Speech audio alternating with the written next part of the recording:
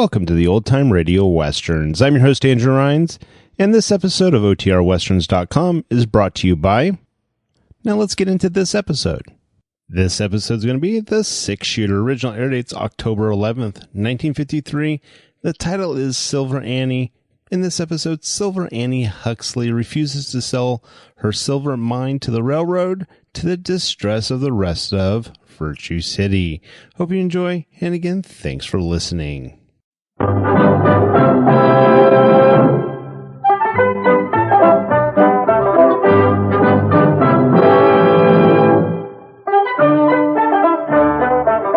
In a moment, you'll hear James Stewart as the six-shooter, just one of the many great stars brought to you on Sundays on NBC.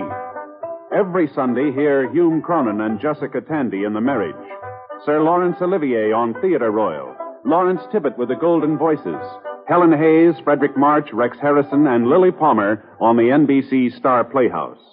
All of them heard only on NBC. James Stewart as the six-shooter.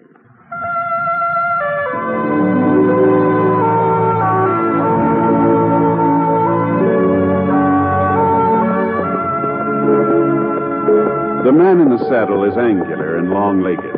His skin is sun-dyed brown.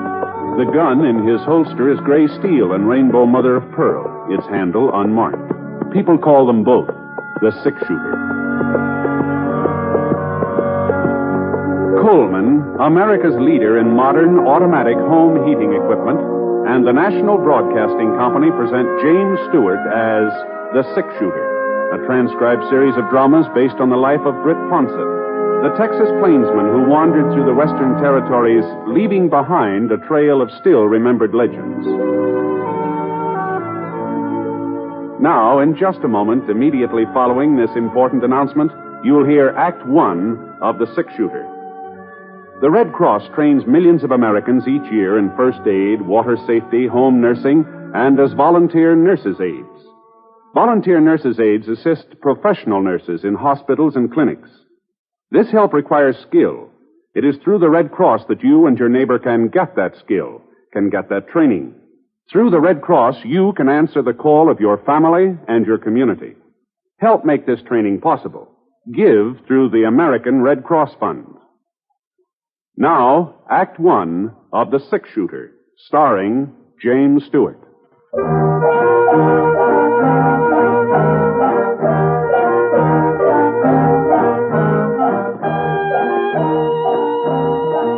The trail to Virtue City was over the crest of Bare Neck Mountain and then down the northern slope. That's why you couldn't see the town until you were almost there, out in the clouds. There always seemed to be a stack of thick marshmallow clouds along the side of Bare Neck, and by the time you got through them, the town was right in front of you. Anyway, it was about 2 o'clock in the afternoon when I hit the city limits, and at least what had been the city limits 10, 15 years ago. Of course, nowadays, houses on the outskirts weren't much more than just loose timber and broken windows. When I reached the main street, things looked more normal. Not like a real town, of course, but... well, the mercantile was open, and the bank, and the post office. 10 or 12 stores, maybe, all still doing business. I spotted what I was looking for. Oh, boy. Oh. The sign on the Opera House said Rocky Mountain Western Railroad, Virtue City office. Well, I guess they might as well use the Opera House for something. Jenny Lind sure won't be singing there anymore. Not like she did for the grand opening.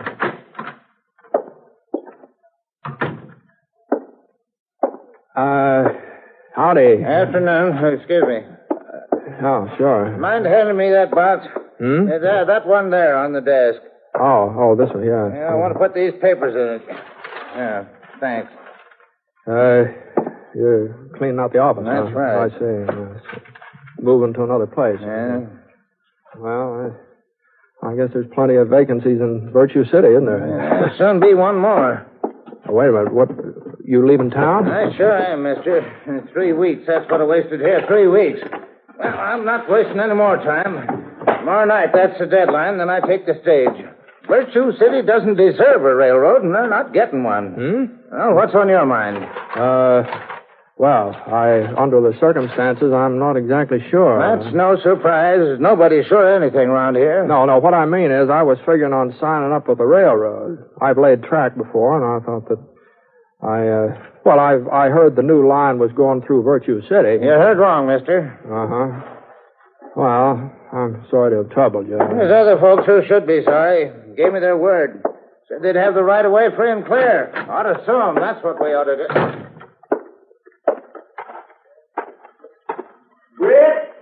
Britt Ponset. Over here in the courthouse. What? It's me, Doc Cross. What? Oh, hello, Doc. Come on in. I say come on in. Oh, well, sure. Doc? Second office, Britt, on your right. Oh, say, I didn't know you were still living on what in the thunder are you doing in a wheelchair, Doc? Oh, I fell off my horse a couple of months ago. It was his fault, not mine. Oh, his fault. Oh, sure, yes. Did you break anything? Well, I ain't positive. I had to send for Doc Sampson over to Watsonville. He says I broke my leg.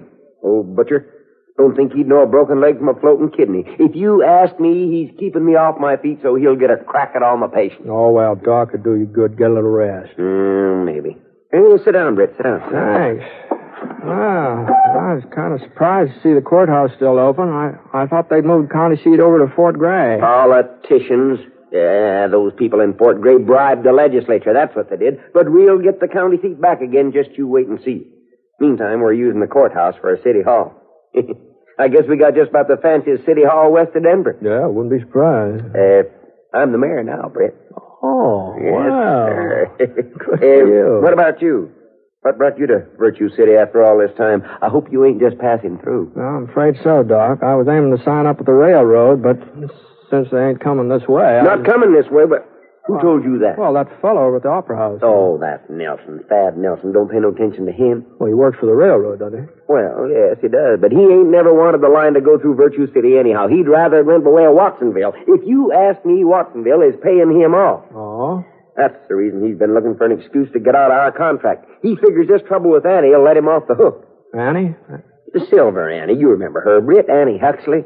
Annie Huxley. Oh, sure. Well, I thought she'd moved away. No such luck. She's still sitting on the old Huxley mine like a hen hatching eggs. Only thing is, there ain't no eggs in that mine, not anymore. Well, what's she got to do with the railroad, then? Well, Britt, the route's been surveyed to go through her property. Town agreed to secure all the right-of-ways the railroad would need. We're willing to pay for them and a good price. But Annie's not satisfied with what you're offering. We don't know. She won't talk to us. Won't even let anybody near her shack. Oh. She just sits there day and night, right by the window with her shotgun poking out. Anybody comes on her land, she lets go. Oh. Got some fool notion there's still silver in that mine, and folks are trying to get it away from her. I'm crazy. That's what she is, if you ask me. Oh, I wouldn't say that, Doc. Maybe Annie's living the past a little bit. She's got quite a past to live in, too, you know. Gee whiz, I remember about her wedding to Sin Huxley. About how he put down a street of silver dollars all around the church. You remember that? Yes, well, that's beside the point. I sent for Clyde Huxley. Clyde? Yeah, he's a relative of Sin's, a distant cousin or something like that, but a relative. We had to pay his fare all the way out from Chicago. Mm-hmm. He's seen Annie yet? That's where he is right now, and he'll straighten her out. You see, he's a lawyer, and he's not the kind to put up with any nonsense. So, well, Mr. Huxley, I didn't see you ride up, and I've been watching the street. I didn't ride. I walked. Oh, now, don't tell me that horse of mine threw you, too. I'm just didn't throw me. Where will I find the chief of police? What? I'm charging that woman with attempted murder. Oh, you don't mean Annie. I certainly do mean Annie. She ought to be locked up. And if I've anything to do with it, she will be. Oh, then she wouldn't sign over the right-of-way. Not even for you, her own kin. I didn't get a chance to discuss it. She shot at me, point blank. Don't look like she hit you. It was a miracle she didn't. Well, I guess she just didn't know who you were, Mr. Huxley. She didn't recognize you. I told her who I was. Right after that, she fired.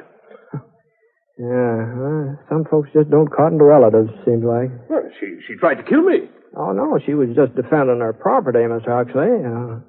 If she'd wanted to kill you, you wouldn't be walking around now. Annie knows how to handle a gun. Well, now, we got to do something, Britt. If we don't have that right away by tomorrow, Nelson, he's the railroad man, Nelson will leave town. The railroad will go through Watsonville, and that'll just about wash up Virtue City once and for all. Well, now, there must be some way of explaining things to Annie, Doc. I throw her in jail. That just apt to make her more cussed than ever, you know. But, say, maybe there is another way. Sure. Somebody she trusted, somebody who didn't have no axe to grind. She'd listen to him. Now, Doc. You got those papers all ready for her to sign, Mr. Huxley? Doc. Well, then give them to Britt. Doc, now this ain't my affair, Doc. Now, I don't want to get mixed up with this. Oh, I know you, Britt. No, you but wouldn't let us down, not at a time like Doc, this. Go on, Huxley, give him the papers. Now, wait a minute. We'll never forget what you're doing, Britt. The whole town will be in your debt. Just get her to sign them. The places are marked with an X. Doc.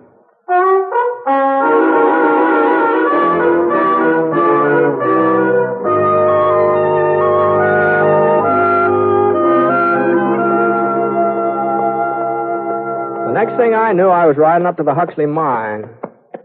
Annie's shack was next to the main shaft, about 100 yards off the road. I slid down out of the saddle and tried the gate. Holy smokes. Padlock big enough to protect the Denver Mint was chained around the post. Well, I had nothing else to do but climb over the fence. Getting on toward dusk. Now, I didn't know whether to sneak up on Annie unawares or just walk up to the front door in plain sight and take my chances. While I was making up my mind, I flattened down behind a pile of wooden boxes. Well, at least one thing was certain. I wasn't going to sneak up on her unawares. Go on! Be it! Next time I won't miss. I'll put that thing down, Annie, or I'll shoot it out of your hands. Well, who's out there? Who is that? Britt Ponset. Britt? That's right. I'm on a nose. None of the flea-bitten skunks from around here would have nerve enough to talk to me that way. All right, I'm coming in, Annie. I guess there's no stopping you. Not that I believe you'd ever try to shoot this gun out of my hand, Britt, no matter what you say. Well, that makes us even, man. I don't believe you would aim it at me either. How are things, Annie? Well, not too bad. Not too bad. To close that door, will you? Sure. Fact of the matter is, Britt, I've been working the southern shaft lately. Found a vein that looks real promising. One of these days, the Huxley will be going full force again. Mm-hmm. Now, Annie, you don't really believe that. Why, of course I believe it. Why shouldn't I? We took $250,000 out of this mine, Sin and me, and there's plenty more. It's just a question of finding it. Here, you want some coffee? Yeah, thanks. Now, these hills have been worked dry, Annie. There's no silver in them, not anymore. And that's why I came up to talk to you. Here. Drink your coffee. Thanks. It's about the right of way for the railroad. You're just wasting your breath. No, but Doc Cross said you didn't know anything about the railroad, that nobody had been able to explain it to you. Nobody had to explain it. There's nothing goes on in Virtue City that I don't get wind of. I ain't lived here 35 years for nothing. Well, Doc says the town needs the railroad, needs it bad. Why, I got no objection to a railroad into Virtue City. Probably need it myself to haul the ore out when I strike a rich vein. But the line don't have to go through my property. Mm-hmm. A mountain country like this, railroads don't have much choice. I asked Doc Cross. The only other route would cost a whole lot more money, more than the Rocky Mountain Western's willing to pay. Well, that ain't my problem. All I care about is the Huxley. And they not laying any tracks across it. All right, Annie. All right. That's the way you feel. Thanks for the coffee. Oh, I guess maybe I ought to warn you. Your cousin's talking about putting you in jail. He ain't my cousin. He's Sin, and Sin never had no use for him neither. Well, whoever he is, he's And as for putting me in jail, he'll have to find somebody to come out here and arrest me first. From what I've seen of him this afternoon, there ain't much chance. There she is. Hey! Give me that gun, Annie. Don't make no trouble. What's going on here, Huxley? I told you I was going to swear out a warrant for arrest. Thanks to you, the sheriff was able to serve it. Britt, Ponset! Oh, wait a minute. Of all the low-down mean... Annie? Keeping me occupied so they could sneak in here. Why? Come on, Annie, let's go. Listen, Annie, I can swear to I've you that... done enough listening to you already. Take your hands off me, Sheriff. I ain't one of the girls from Crawford's saloon. I'm Silver Annie Huxley, and when I go to jail, I go under my own power.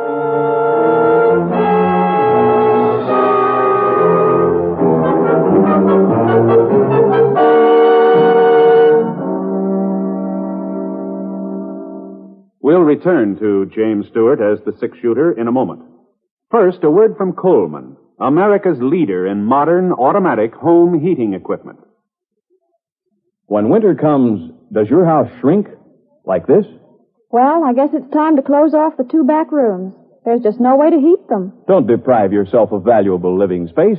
Get a Coleman floor furnace or wall heater and enjoy new warmth and comfort in the hardest to heat rooms. A Coleman floor furnace or wall heater takes up a minimum of space, yet it gives you constant circulation of fresh, warm air, just as a big basement furnace does. You'll be snug and comfortable all winter long. And if you're interested in economy as well as comfort, listen to this. Coleman floor furnaces and wall heaters are low in price, low in operating cost, because Coleman gives you maximum heat from the fuel you use, either gas or LP gas. See your Coleman dealer tomorrow. You'll find his name and address in your telephone directory. Remember, comfort costs so little with a Coleman.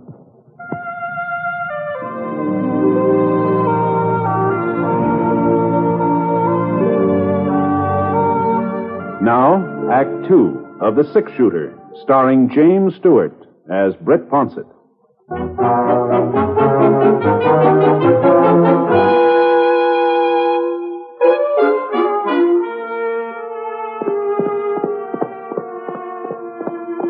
Well, they put Annie in a buckboard and started out for town.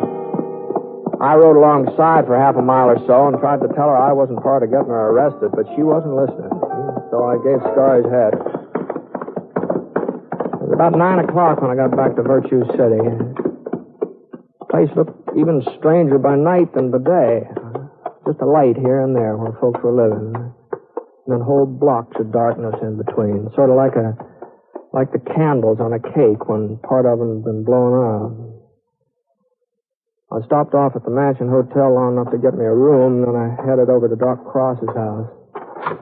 He was sitting in the living room eating a box of hard candy when I got there. Come on in, Britt. Come on in. How'd you make out? Get her to sign on the dotted line? No. Sorry to hear that. Gosh. I ought to know better than to eat this stuff with my teeth. Sure is good, though. Have a piece? No, thanks. Well, now, you mustn't feel too bad, Britt. I was afraid you wouldn't have much luck with her. So was Mr. Huxley. He went ahead and got that warrant drawn up. Yeah, I know. Uh-huh. Yeah. I was there when the sheriff arrested her. She thinks I was in cahoots with him and Huxley. Oh, well, now that's a shame. But don't you worry. I'll see she finds out the truth. No, I guess it served me right for getting mixed up in her affairs. Now, you wasn't mixing, Britt. You was just doing us a favor, and we're all much obliged. Mm-hmm. You know, sending for Clyde Huxley was just about the smartest stunt I ever pulled. Maybe so, but you haven't got the right of way yet. We'll get it, Britt. We'll get it. Mm-hmm. Well, I don't think jailing is the answer. Besides, you'll have to turn her loose anyway. Huxley can't make that charge of attempted murder stake. No, he's not charging her with anything, Britt. What? It's just a question of whether she's got all her faculties or not. That's what the hearing will be about. You mean he's claiming she's crazy? Well, you said yourself she was peculiar. I said she lived in the past, that's all. Everybody's got something to remember, does that, more or less? Well, in her case, it's more, not less. Of course, it's up to Judge Drayton to decide. Well, hasn't there got to be medical testimony and a sanity hearing? Yeah. Huxley subpoenaed me this evening. Now, doggone it, Doc, now. This just isn't right. Huxley's her only relative. He looked up our state law. It says the nearest relative can demand a sanity hearing if there's sufficient cause. You take that mine away from her, you'll break her heart. Now, wait a minute, Britt. You said yourself this wasn't none of your business, that you were sorry you mixed into it. Sure, but it just looks like I got mixed up in it. All right, good night, Doc. I'll see you later.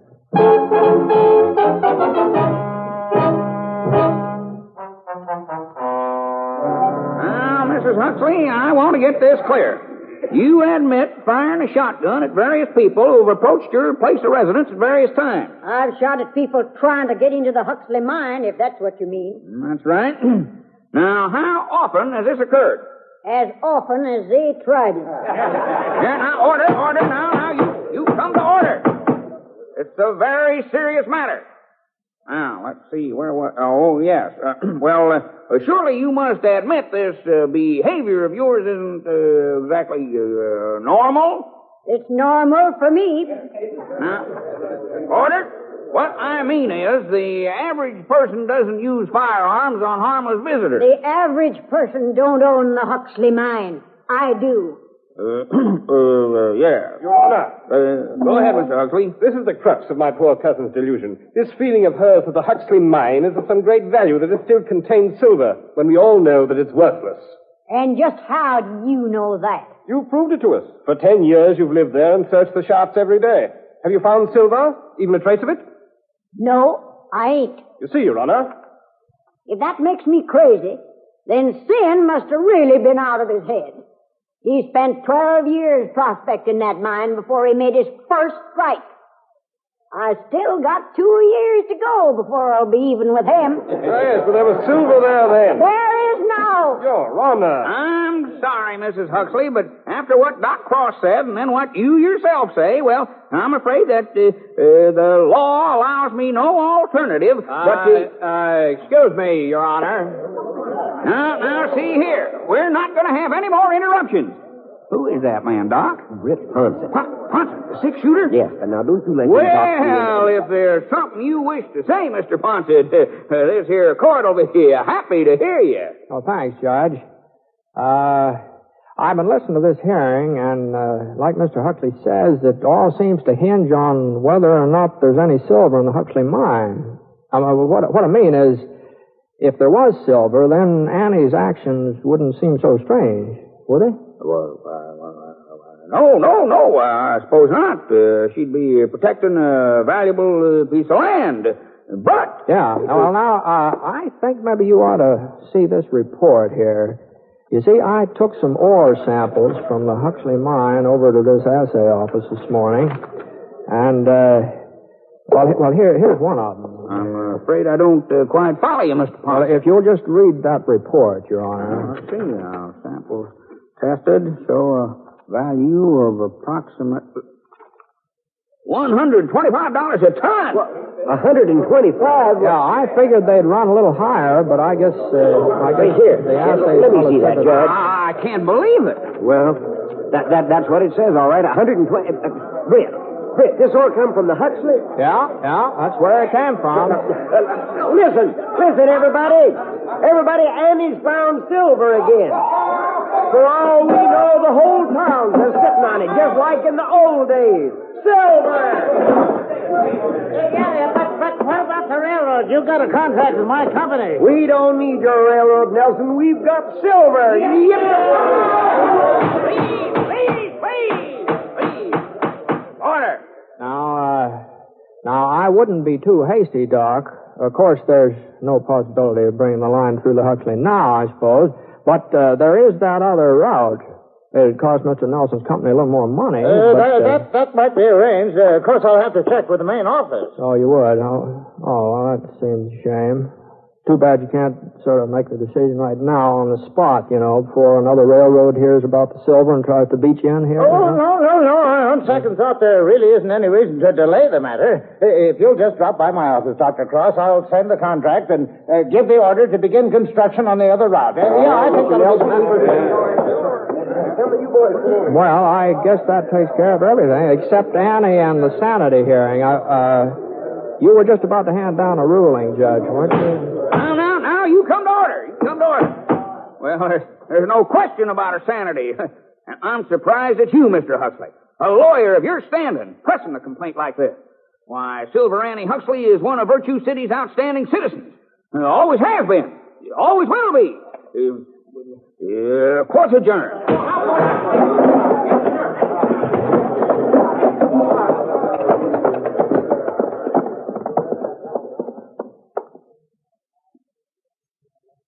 Well, inside of 5 minutes, the only people left in that courtroom were me and Annie. The funny thing, she was the only person who hadn't been excited about the silver. She just kind of stared at me without budging. And then the corners of her lips sort of wrinkled up into a smile. Britt Ponset? Yes, ma'am. You better get out of town before they find out. They'd tar and feather you for sure. Well, what are you talking about, Annie? Why? You think I didn't recognize that piece of ore? I ought to. I've been looking at it for 30 years. Them samples have been sitting on my dresser ever since Sin found them in his first strike. No. You saw them last night. You knew they were souvenirs from the old days. Well, they could have been something that you dug up recently, couldn't they? I'm not saying you lied, Britt. All you told them was that the ore was from the Huxley. That's true enough. It's just a good thing they didn't ask you when. Yes, I guess it is. Yes, it is. Well, anybody can make a mistake, you know. You knew what you were doing. And you knew the railroad would be coming through the other route before they got wise. No, I wouldn't exactly say that, but under the circumstances, I kind of think maybe I'd better leave town. Don't you think that would be... So long, Annie. Wait a minute, Britt. I want to thank you. Oh, well, nothing to thank me for, Annie. It just looks like I can't tell old ore samples from fresh ones. That's all.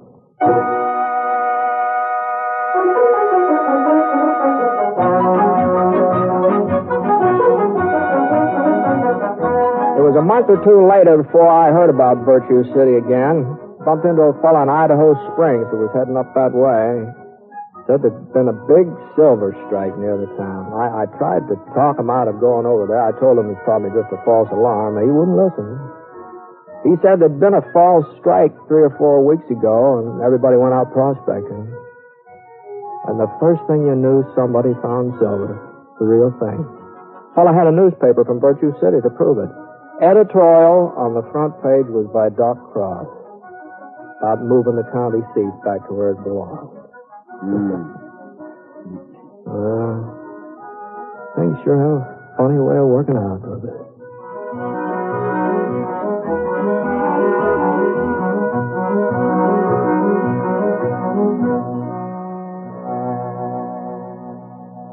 Here's a tip for more great dramatic entertainment each week on the NBC Radio Network. Direct from his great hit in From Here to Eternity comes a new dramatic Frank Sinatra to play the hard-hitting adventure role of Rocky Fortune every Tuesday evening. And if comedy is your weakness, you'll want to know that Fibber McGee and Molly are now heard every day, Monday through Friday, on the NBC Radio Network. Remember, you'll hear more of America's greatest radio programs if you keep your dial set to this same station of the NBC Radio Network.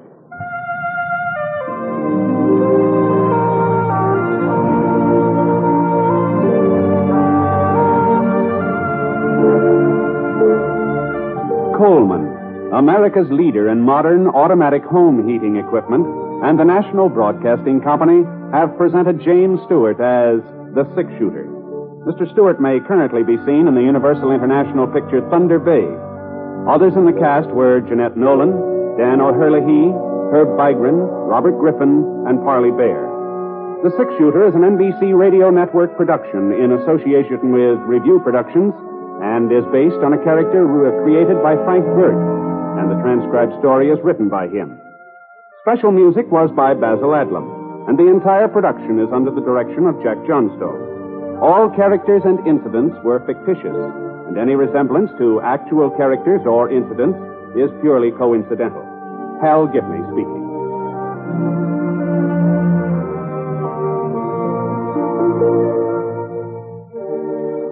Listen to Last Man Out, next on the NBC Radio Network.